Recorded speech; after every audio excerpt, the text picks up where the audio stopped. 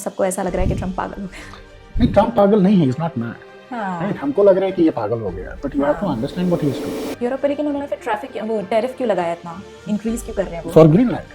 He is pressurizing them to make a deal on Greenland where they agree that yes, Greenland should be a part of America instead of Denmark. आज की date में जो Europe का हाल है, जो D industrialisation Europe ने अपनी की है, right? आज की डेट में Europe doesn't have the legs to stand on its own 2 feet.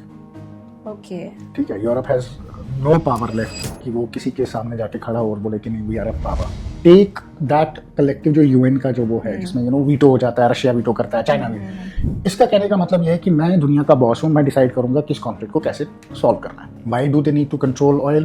Because you have to understand that dollar is the global payment. American hegemony, American super power तब तक super power है जब तक world की currency जो है वो dollar है। अब आप ग्रीनलैंड की बात करते हो, ग्रीनलैंड में there are lot of rare earth materials. हाँ। ठीक है, the Chinese firms are already extracting those rare earth materials. He doesn't want those rare earth Chinese to take complete hold of that area. Because Arctic Sea को अगर आप देखोगे, it cuts through, from the Russian side, right? It's a very, very important shipping lane also. So with Gaza also we know that he came out with a 20-point proposal plan. देखो Gaza की problem ये है कि Gaza में कोई Arab country अकेले लड़ने नहीं जाएगी। ये काम यूएन का था, ये यूएन को जॉब रोकनी है, वो नहीं रोकते, इसलिए मैंने रोकी है। क्योंकि वॉर इज नॉट गुड, लोग मर रहे हैं, क्यों मर रहे हैं? ये जो गाजा बोर्ड पीस है तो इसमें इंडिया भी पार्टिसिपेट करेगा? अभी तो इंडिया ने has not accepted the invitation. मुझे बताओ ना, इंडिया पे टैरिफ लगाया इसने रशियन ऑयल लेने से, यूरोप पे क्यों नहीं लगाता टैरिफ रशियन गैस लेने से? उसको पता ना जाएंगे। मुझे बताओ रशिया को कितना टाइम लगेगा पूरे यूक्रेन पे कब्जा करने में? 2 घंटे। Hello and welcome back to the pamphlets war room podcast. मैं हूं रानू सिंह और हमारे साथ है Raja Puneet sir. Hello sir. Hi Ranu, क्या हाल है? बहुत बढ़िया सर। सर आप कॉफ़ी ले सकते हो अपनी? कॉफ़ी तो मैं लूँगा ऑब्वियसली। ओके तो सर अभी बहुत ज़्यादा फेमस टॉपिक ट्रम्प ही चल रहे हैं और ट्रम्प ग्रीनलैंड, उनकी स्पीच जो अभी डावोस में भी हुई है, स्विट्ज़रलैंड में भी हुई है, तो ये सारी चीज़ें भी काफ़ी ट्रम्प के इर्द गिर्द ही चल रही हैं। तो सबसे पहले तो मैं ये जानना चाहूँगी कि अभी जो उन्होंने अनाउंस किया है कि गाजा के लिए वो बोर्ड ऑफ पीस बना रहे हैं जिसमें हर कंट्री से डिमांड की है कि वो $1 मिलियन दे, $1 बिलियन, तो वो क्या है? ओके, सो बेसिकली आपको ट्रम्प का समझना पड़ेगा कि what he is trying to do. Trump is basically, अगर आप मार्क कार्नी की स्पीच सुनोगे या अगर आप बाकियों की अगर आप डेवोस में जो हुआ उसको फॉलो करोगे और अल्टीमेटली अगर आप ट्रम्प पे फोकस करोगे, Trump is very very clear saying that the American lead as a super power can not be diluted. American power can not be diluted. Okay. Trump के लिए मल्टीलैटरिज्म हैज फेल्ड। ठीक है, it is not serving the purpose of Americans. That is what he gave a very small example but a very important example yesterday, saying कि हमारा Switzerland के साथ $40 billion का deficit था। Okay. Such a small country, but we still had a deficit of $40 billion with them. Why? Because we were not charging them anything. So it is not serving American purpose, and we need to realign our policies. Now अगर आप geopolitically इसको देखते हो तो basically Monroe document करके American एक president था, they talk about this, basically goes into a theory. There are 2 very you can say very profound theories on globalization, civilization, and on the geopolitics. The 2 theories came out from two very, very profound people. One was Samuel Huntington, who wrote about Clash of Civilizations and the remaking of world order. Okay. ये एक article से start हुआ था और article की debate इतनी बढ़ गई थी 2 के बीच में कि he had to come out with a complete manual, a complete book. और उसने 1980s में इन्विजन किया था कि world cold war, after cold war कैसे बिहेव करेगा और फिर क्या चेंजेस होंगे। Right? So he had already warned that this thing will happen where superpowers will start influencing themselves on spheres of influence, बोलते हैं इसको। Okay. So जो वेस्टर्न हेमिस्फेयर है, that is America sphere of influence. अगर आप Trump का भी सुनोगे, ट्रम्प ने भी ये बहुत बार हिंट किया है कि ये जो, अगर उसका एनएसएस आप पढ़ोगे, वो कहता है कि हमको अपना वेस्टर्न हेमिस्फेयर जो वो सिक्योर करना है। Okay. राइट, उसमें वेनेजुएला आता है, क्यूबा आता है, सारी कंट्रीज आती है। वेनेजुएला में हमने देखा उसने क्या किया, मटूरो को उठा के ले गया, right, and he has got the American influence back there. Okay. Controlling oil. Why do they need to control oil? Because you have to understand that dollar is the global payment. American hegemony, American super power तब तक super power है जब तक world की currency जो है वो dollar है, और अमेरिका उसको जेपरडाइज होने नहीं देगा। ठीक है, अब अगर आप वेनेजुला का देखो, they were dealing with the Chinese directly. 60% of Chinese oil goes from Venezuela, 45% goes from Iran. No, sorry, 30% goes from Iran. ठीक है, so you have to understand that how he is trying to use his power to counterbalance a rising global power which is China. उस sphere of influence में Europe भी आता है, उस sphere of influence में UK भी आता है। ठीक है, क्योंकि traditionally, civilisationally also, culturally also they have been very close, both Europe and US. World war भी इन्होंने एक साथ ही लड़ी थी, right? So they have been very very close allies since 100 years now, more than 100 years. So America has always been had its influence on Europe, but जब से आपका ये सोशलिस्ट गवर्नमेंट्स जो हैं ये यूरोप में आई हैं, जिसमें मल्टीलैटरलिज्म है, मल्टीकल्चरलिज्म है, they have diluted their core civilizational points, वो हमको पता ही है, but also what they have tried to do is the Americans have lost their influence on decision making when it comes to European. आज की date में you remember a time when let me give you a small example. The first Iraq war. It was the NATO allies which went to war. Okay. Right? But after that, आपने कहाँ देखा कि जहाँ America war लड़ने गया वहाँ NATO allies थे? NATO participation थी. Canadian soldiers fought in Afghanistan, French fought in Afghanistan, but उनका जो रोल था वो बहुत छोटा और बहुत लिमिटेड था. Britishers were in Afghanistan, but the major fighting was done with Americans. And what happened was these NATO allies withdrew first. America was left alone in Afghanistan for a very long time to fight. हाँ, last right? तक. Last तक America अकेला लड़ रहा था. तो जो American sphere of influence on Europe है, that is withering away, and he wants to get them back. Okay. और आज की डेट में जो यूरोप का हाल है, जो डी इंडस्ट्रियलाइजेशन यूरोप ने अपनी की है, राइट? आज की डेट में Europe doesn't have the legs to stand on its own 2 feet. Okay. ठीक है, Europe has no power left कि वो किसी के सामने जाके खड़ा हो और बोले कि नहीं we are a power. So he understands that weakening of Europe is a threat to America. So in order to keep that threat away, he is making sure that Europe जो है it stands on its own 2 legs. Okay. Right? And then he is also telling countries like Canada saying that you are dependent on us. So either you be with us for 100% or you cannot do this nonsense, what he calls, and कि you cannot continue with this nonsense. It's like I feed you. You can't come and show me your teeth every day or your tongue every day. Okay. So you fall in line. So he is trying to realign the world order basically. ये world order को realign कर रहा है. Okay. So world order को realign करने में he is again exerting his maximum power on countries where he knows that he has to get them back into fold.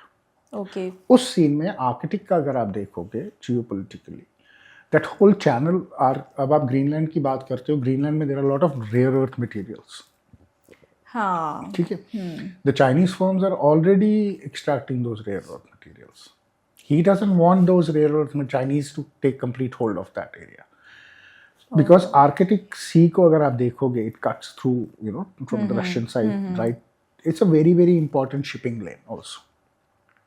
और इसीलिए उनको green So they need to secure these shipping lanes, these shipping corridors for their trade to flow completely, freely and without any threat. So that is what Trump is doing. और मतलब सबको ऐसा लग रहा है कि ट्रम्प पागल हो गया. नहीं, ट्रम्प पागल नहीं है, he is not mad. हाँ. Right? हमको लग रहा है कि ये पागल हो गया, but you have to understand what he is doing. Once you see what he is doing, you will, it's not the way he says things. It's important what he says.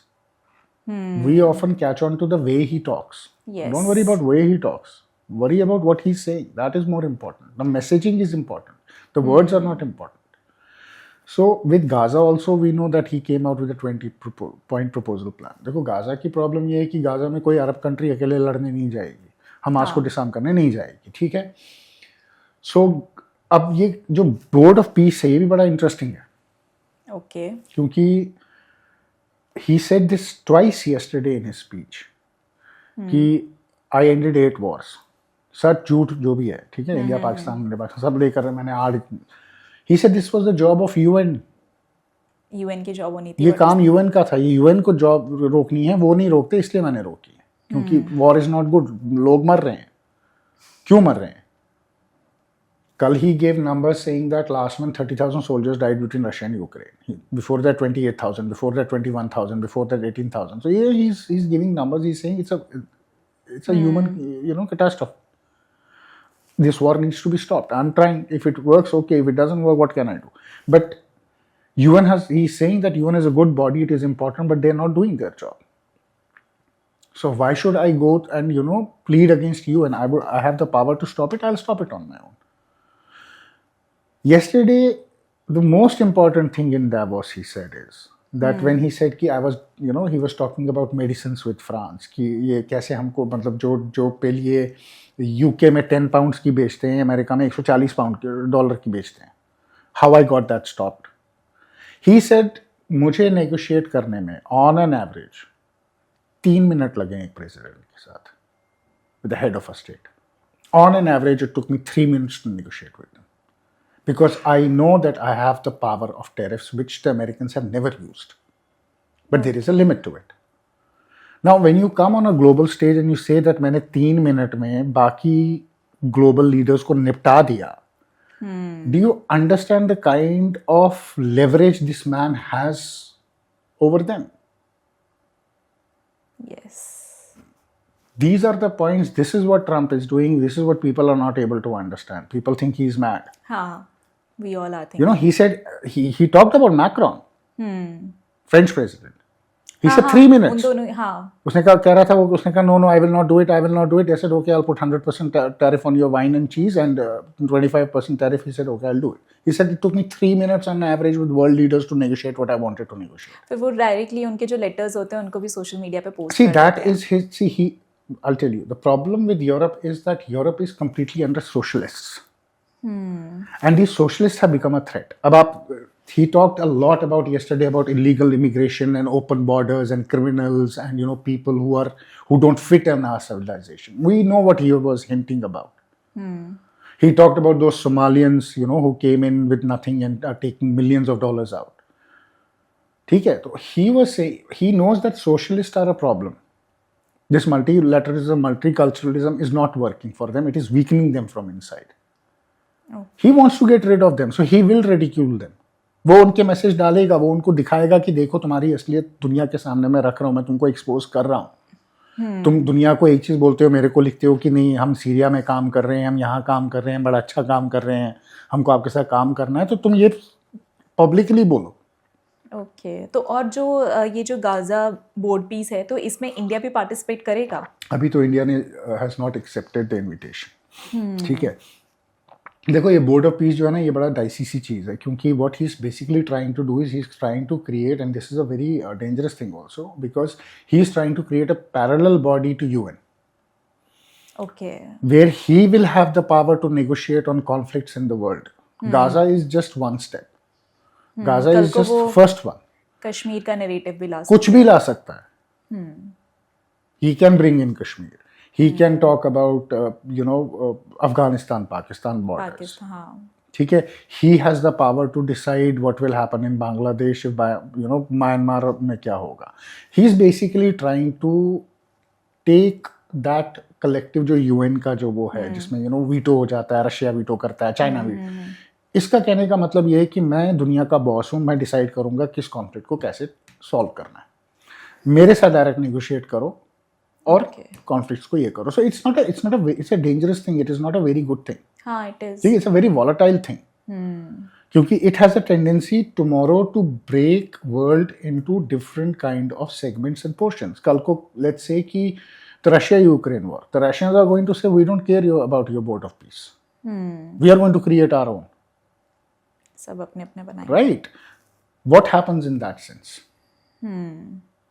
फिर आप क्या करोगे? कल को इंडिया बोलता मैं नहीं मानता, मैं अपना बोर्ड ऑफ पीस बना रहा हूँ. ठीक है, मैं डिसाइड करूंगा कि पाकिस्तान POJ के में क्या होगा, मेरा POJ के मेरे को लेना है, मैं नहीं छोड़ता. कल को अगर इंडिया ही उसको पार्टिसिपेट हाँ, कर कल को लेता है, ट्रम्प बोलेगा problem नहीं आगे नहीं भी हो आप नहीं कर सकती है। सकते, चाहे रशिया बोलेगा हाँ ये कर सकते हैं, ठीक है। तो इसमें you know there lot of ifs and buts into this, but इसका प्राइमरी गोल ये है कि अभी जितने भी कॉन्फ्लिक्ट हैं, specially he wants to settle up the Middle East, settle it down. He wants to finish Gaza. He wants to settle Gaza, and they have a plan for Gaza. They know that Gaza is a threat to Israel. Okay ठीक है, सो अगर आप greater Israel plan देखोगे उस हिसाब से, I mean if you look at Abraham Accords, ठीक है, अब्राहम अकॉर्ड्स में the Saudis are in, they are principally agreed to you know hold up their cause. हाँ Then this Hamas thing happened, so they couldn't. If you look at other countries like Jordan, UAE, Qatar, they all want a solution, and they all are okay with Israel doing what they are doing, in a sense ki stability in the region, right? Obviously, they are not giving up on the Palestinians, but then they are okay with the solution that is given in Abraham Accords. Principally, they think yes, this is a workable solution, right? He wants to do that, but for that he needs to clean the muck. Who is going to clean the muck? Why should America? He knows that American soldier वहां गया तो अफगानिस्तान बनेगा, ठीक है. He knows French soldier गया तो अफगानिस्तान बनेगा. But अगर पाकिस्तानी जाके मारता है और यहाँ मरता है तो कोई फर्क नहीं पड़ता ना. Dispensable force है. Why should India send its troops to Gaza? True True. Why should we मतलब get हाँ, activated क्यों into भेजना this? चाहिए, क्यों भेजना है? क्योंकि हमारा तो कोई कनेक्शन है ही नहीं उधर से. It doesn't serve our purpose. Connection क्यों नहीं है? We have a very close relationship with Israel, but then it doesn't serve our purpose. Why should we get active into conflicts in the world? We don't have to. हमने आज तक नहीं किया. हमारे conflict में कोई तीसरा आता नहीं, हम किसी को आने नहीं देते, हम क्यों जाएंगे, राइट? लाइकवाइज अभी आप देखो, the countries which are there, they are small countries, except a couple of them. Hungary is there. हाँ Otherwise, they're all Kosovo, Kazakhstan, सब छोटी छोटी Pakistan, कंट्रीज ही हैं. yeah, Indonesia, Qatar is there, UAE is there. Obviously, they are the prime, benefactors or the parties through this. तो वो तो होंगे. Israel is there. But apart from the other part of the world, not everybody is willing to do it. Japan is saying we are considering. Germany is saying we are. Germany ने भी मना नहीं किया. France ने मना कर दिया. Germany ने नहीं किया. कनाडा ने भी नहीं इटली ने मना कर दिया. जर्मनी ने नहीं किया. किया. ओके जर्मनी ने वैसे क्यों नहीं किया? Because Germans know that without America they will not survive. See, you have to understand, if NATO goes away, if Trump tomorrow says I don't support NATO, मुझे बताओ रशिया को कितना टाइम लगेगा पूरे यूक्रेन पे कब्जा करने में? 2 घंटे. In a day they will take over Ukraine. The moment they take over Ukraine, who is under threat? Europe. How will Europe defend itself? The Europeans fly American equipment airline. This thing. If American says वो F-35 उड़ाते हैं, अगर उन America ने बोला हमको participate ही नहीं करना, उन्हें किल स्विच ऑन कर दिया, तो ये F-35 का क्या करेगा यूरोप? कहाँ घुमाए, कैसे उड़ाएगा उसको? If tomorrow Trump wants to take Europe down, all he needs to do is switch off his equipment to the American equipment to the Europeans. अब लड़ो, किससे लड़ोगे? जाओ. उनके पास क्या है लड़ने को? What do they have? They are not the military powers which they were till 1990, till Cold War. Okay अब वो After that, Europe has really declined. Europe went the way of Francis Fukuyama. And that is why they have seen this decline. So this is basically a clash of political international relations ideology. And it is a clear mandate that Samuel Huntington's Clash of Civilizations is the one which is prevailing the world today. Why does he always talk about Erdogan, Putin, Modi, and Xi? These are the only 4 leaders he respects. India के साथ कितना पंगा है? Have you seen him mocking Prime Minister Modi like the way he does with Macron or with Starmer or with somebody Never. else? He never does. He says he's my friend, I respect him. He respects strong leaders who know their civilizational values and their civilizational course. That is why I'm saying he's reshaping the world order as per Huntington's theory of clash of civilizations. Okay.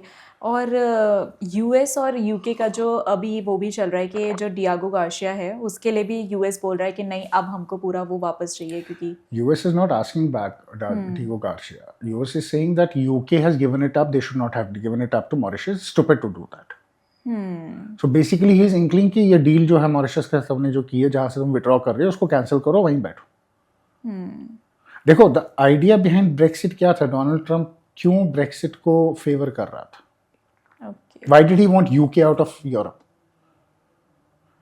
Because he wanted to weaken the Europe to keep them as an ally, as a second party ally. आज की date में UK is firmly, UK कुछ भी कर ले, UK is firmly in control bilateral relations with US. UK का अपना है क्या? UK की इकोनॉमी हमसे नीचे है. UK doesn't have a power. UK is very dependent on Americans.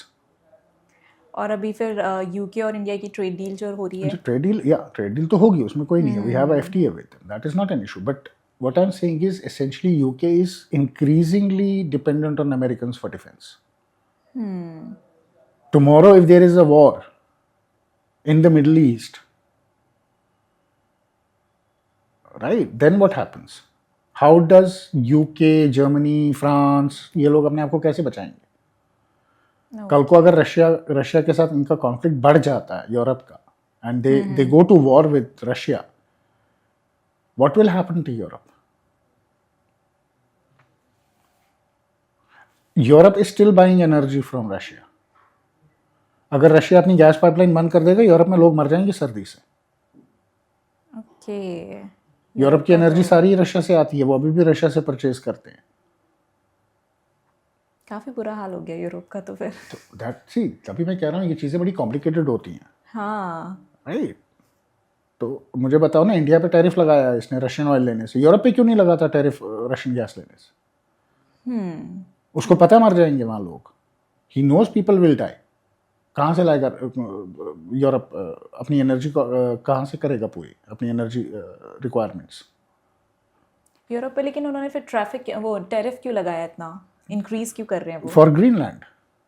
He is pressurizing them to make a deal on Greenland where they agree that yes, Greenland should be a part of America instead of Denmark.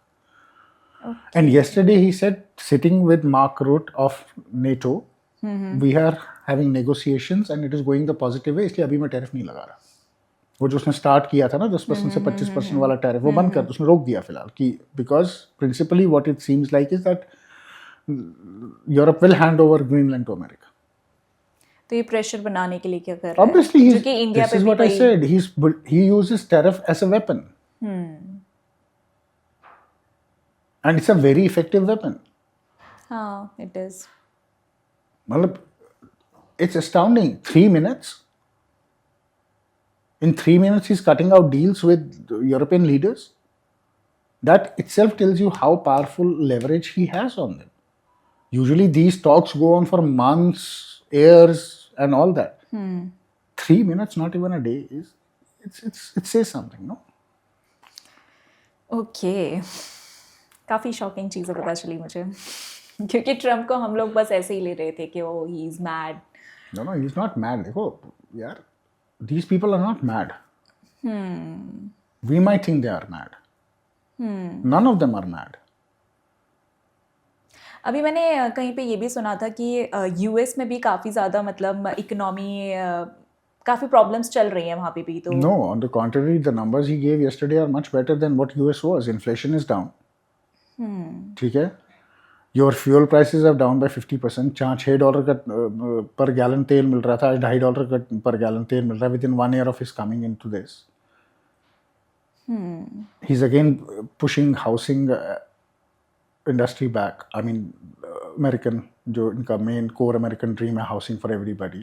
Okay. He's capping interest rate of credit cards at 10%. वो कांग्रेस में इसने डाला हुआ है, 32% से 10% पे ले आएगा. तो American economy, I think, is doing better than what we think it is doing.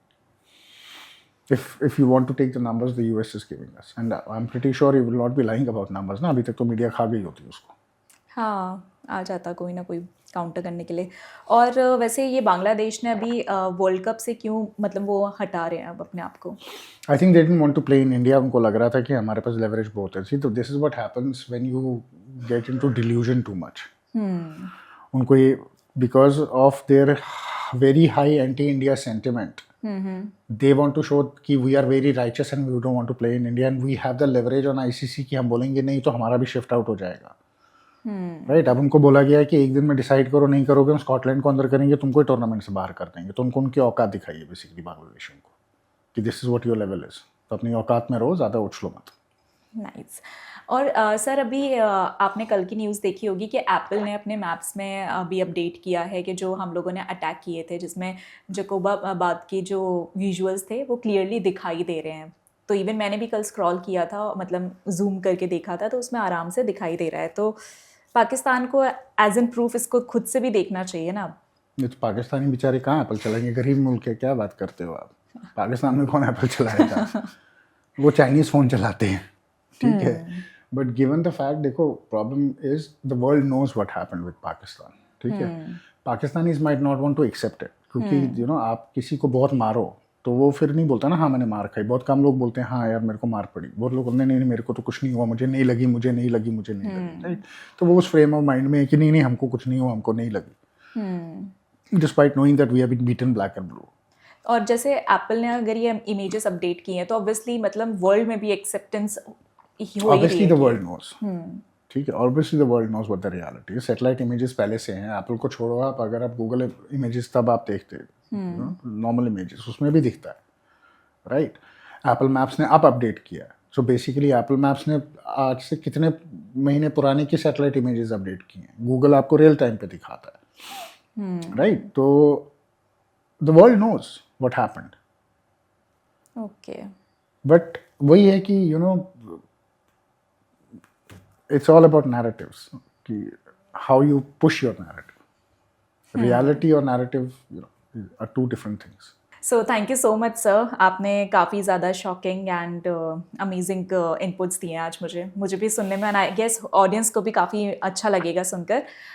इसी के साथ अगर ऑडियंस आपको कुछ बोलना हो या क्वेश्चंस हो तो सर को भी आप रीच आउट कर सकते हो, इवन कमेंट बॉक्स में भी लिख सकते हो. और इसी के साथ आप हमारा चैनल सब्सक्राइब करना मत भूलिएगा एंड वीडियो को भी लाइक शेयर करना मत भूलिएगा. मिलते हैं अगले वीडियो में, तब तक के लिए थैंक यू.